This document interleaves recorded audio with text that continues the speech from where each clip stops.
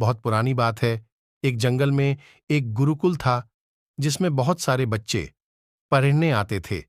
एक बात की बात है, गुरुजी सभी विद्यार्थियों को पढ़ा रहे थे, मगर एक विद्यार्थी ऐसा था जिसे बार बार समझाने पर भी समझ में नहीं आ रहा था।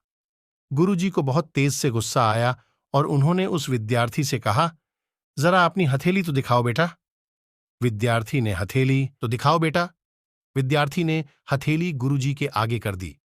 हथेली देखकर गुरुजी बोले, बेटा तुम घर चले जाओ, आश्रम में रहकर अपना समय व्यर्थ मत करो, तुम्हारे भाग्य में विद्या नहीं है। शिष्य ने पूछा, क्यों गुरुजी? गुरुजी ने कहा, तुम्हारे हाथ में विद्या की रेखा नहीं है। गुरुजी ने एक होशियार विद्यार्थी की हथेली उसे दिखाते हुए कहा, यह देखो, ये है विद्या की रेखा, यह तुम्हारे हाथ में नहीं है, इसलिए तुम समय नष्ट ना करो और घर चले जाओ और वहां अपना कोई और काम देखो।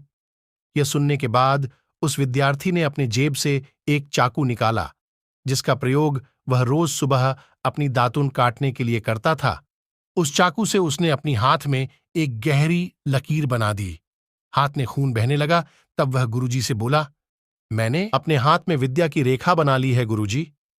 यह देखकर गुरुजी द्रवित हो गए और उन्होंने उस विद्यार्थी को गले से लगा लिया।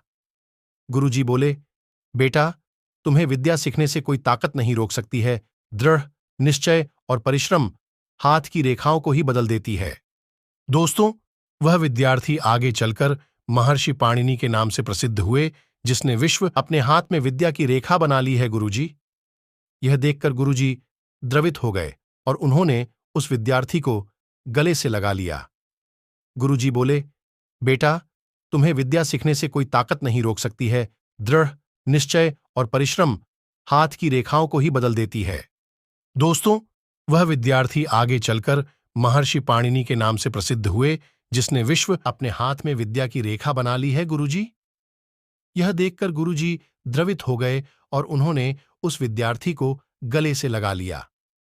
गुरुजी बोले, बेटा, तुम्हें विद्या सीखने से कोई ताकत नहीं रोक सकती है।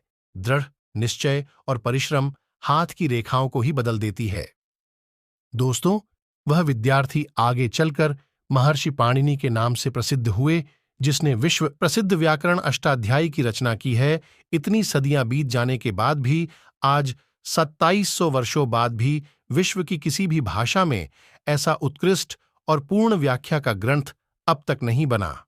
तो दोस्तों, इस कहानी की शिक्षा ये है कि लोग चाहे जो भी बोले, हम हर एक को गलत साबित करते हुए अपनी लागन और कठिन परिश्रम के दम पर जो चाहे वो सब कुछ हासिल कर सकते हैं।